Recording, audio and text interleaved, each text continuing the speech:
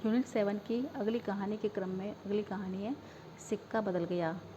यह 1948 ईस्वी में प्रतीक पत्रिका में प्रकाशित होती है।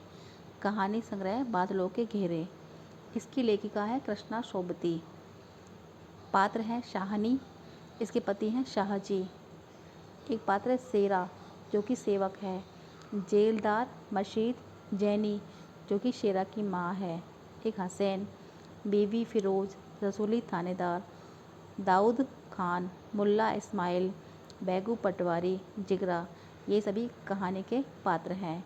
इस कहानी का विषय है परिवर्तन का आधार, देश विभाजन की पृष्ठभूमि पर आधारित विधवा नारी की पराधीनता का मनोवैज्ञानिक चित्रण, वर्ग संघर्ष का चित्रण।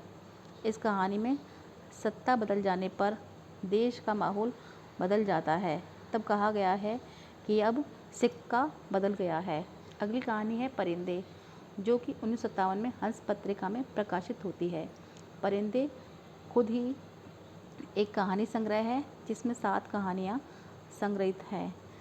परिंदे कहानी के लेखक हैं निर्मल वर्मा।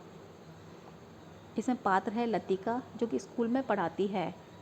अन्य पात्र हैं मेजर गिरीश नेगी जो कि सेना में हैं, डॉक्टर मुखर्जी जो कि बर्मा के हैं, मिस्टर ह्यूबर्ट जो कि सहकर्मी हैं लतिका के, करीमुद्दीन नौकर का हॉस्टल है, प्रिंसिपल मिस वुड, इनको ओल्ड मैन के नाम से भी जाना जाया गया है, फादर एलमंड।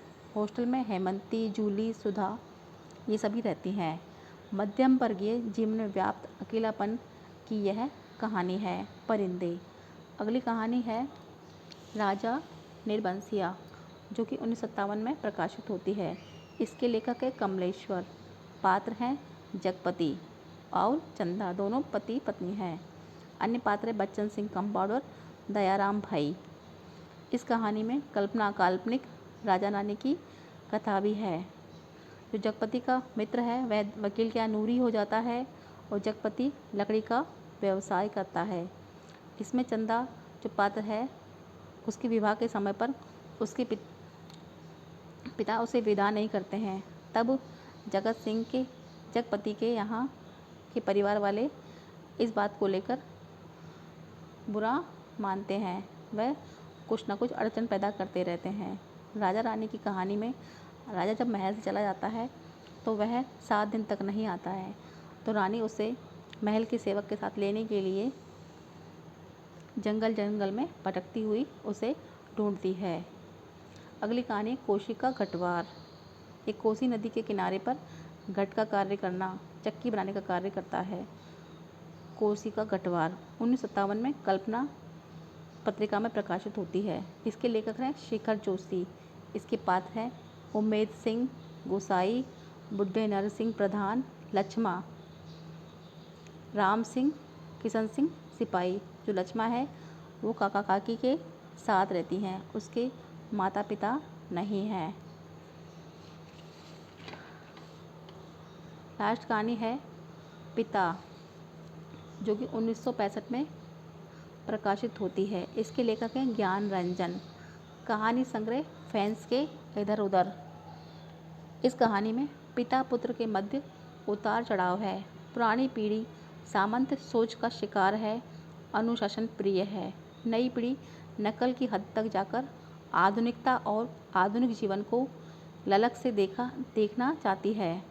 2 पीढ़ियों के बीच द्वंद्व और अंतर की कहानी है यह। इसमें पात्र हैं सुधीर जो घनश्याम नगर निवासी हैं, इनकी पत्नी है देवा। सुधीर है नई पीढ़ी का प्रतिनिधि करते हैं। पिता हैं जो कि रामायण गीता का अखंड पाठ करते हैं 35 वर्ष से। ये बताते हैं कि मैंने कलकत्ते से सिले हुए हॉल एंडरसन के सिले सूट भी पहने हैं। इस कहानी में एक पात्र है कप्तान भाई जो कि वायुसेना में कार्यरत है। यह अपनी बहन की यूनिवर्सिटी का खर्चा वहन करता है, 50 रुपये महीने। यह होली पर अपने घर आता है। इसे पिता 1200 रुपये वाली पासबुक देते हैं। बच्चन सिंह ने इस कहानी के लिए कहा है पिता कहानी का केंद्रीय वस्तु अकेलापन है।